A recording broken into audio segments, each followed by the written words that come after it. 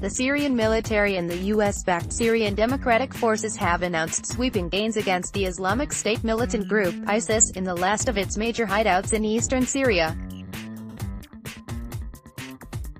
The two rival anti-jihadi campaigns, however, now risk turning against one another. The Syrian Army and Armed Forces General Command issued Wednesday a statement declaring the clearing of up to 2,240 square miles of the desert region, known as the Syrian Badia, from ISIS control.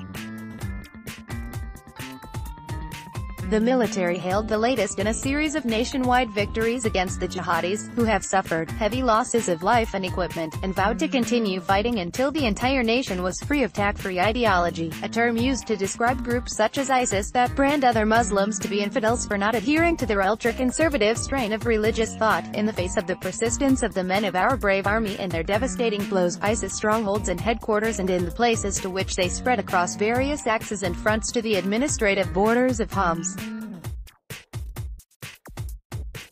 province have collapsed, and those remaining from the terrorist attack-free gangs have fled, the statement said. The cleansing of this vast area of the Syrian Badia, reaching the Iraqi border, and the crushing of the terrorist organization in that region confirms the high efficiency of the Syrian Arab fighter and the persistence of the Army and Armed Forces General Command in continuing to pursue the remnants of the armed terrorist organizations of different names until security, peace and stability prevail. The entire Syrian territory is being cleansed along its geography from the filth of attack-free terrorism and its regional and international supporters, the statement continued.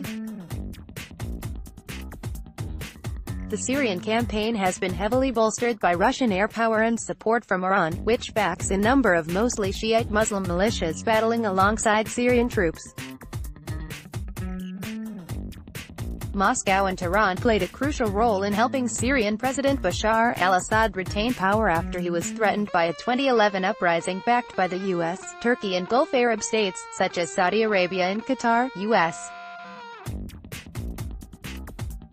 support for the rebels dried up, however, as jihadi groups began to dominate the opposition and ISIS spread from neighboring Iraq, where the 2003 U.S.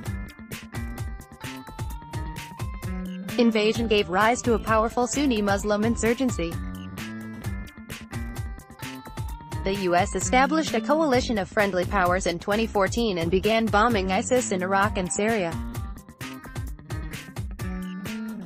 In September 2015, Russia entered the conflict to back Assad and Iranian allies, and, the following month, the Pentagon officially began supporting a majority Kurd faction known as the Syrian Democratic Forces.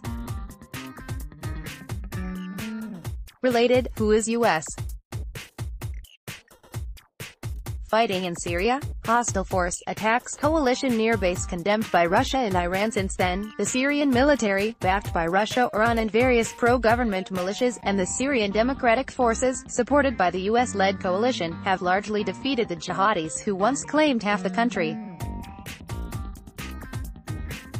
The Syrian Democratic Forces press office released Tuesday a report detailing its own gains against ISIS on the eastern banks of the Euphrates River that divides the two offensives against the jihadis, saying the campaign succeeded in liberating the entire town of al-Dashisha and its villages and farms with an area of 600 square kilometers, about 232 square miles, as of the 24th of June 2018, citing the Operations Room General Command for the campaign known as Island Storm, referring to the massive Jazeera, or island, territory surrounded by the Euphrates and Tigris rivers. The report also said the Syrian Democratic Forces had dismantled mines and killed up to 274 ISIS fighters and emirs, inflicting heavy losses on weapons and equipment as well. Due to dueling Syrian military and Syrian Democratic Forces, the jihadi presence there in the Syrian desert and Euphrates River Valley is quickly shrinking, while Kurdish militias of the Syrian Democratic Forces have shown a willingness to work with pro-Syrian government fighters against certain rebel groups and Turkish forces. The US-backed alliance has also increasingly clashed with forces fighting on behalf of Assad. Last week, deadly airstrikes killed a number of pro-Syrian government fighters, including Iraq militias, in the eastern province of Bir Ezzar, a once ISIS-held region now split by Syrian government and the Syrian Democratic Forces control. the state-run Syrian Arab news agency and the Iran-backed Popular Mobilization Forces battling ISIS under the umbrella of the Iraqi military both blamed the U.S.-led coalition, which denied responsibility. Unnamed U.S. officials cited in CNN and Agence France Presse pointed the blame to Israel, which has struck Iranian and pro-Iran assets in Syria with greater frequency in recent months. Days later, the U.S.-led coalition told Newsweek it came under fire from an unidentified hostile force in the southern Syrian desert region of Al-Tanf, located near the country's borders with Iraq and Syria.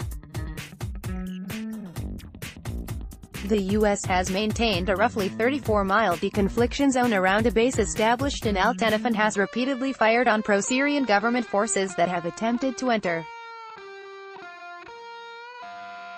Syria. Russia and Iran have accused the U.S.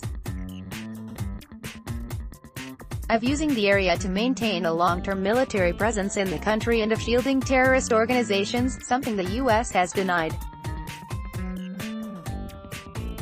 Syria considers Russia and Iran to be legitimate partners in the battle against rebels and jihadis, but has called on the U.S. and Turkey to withdraw immediately.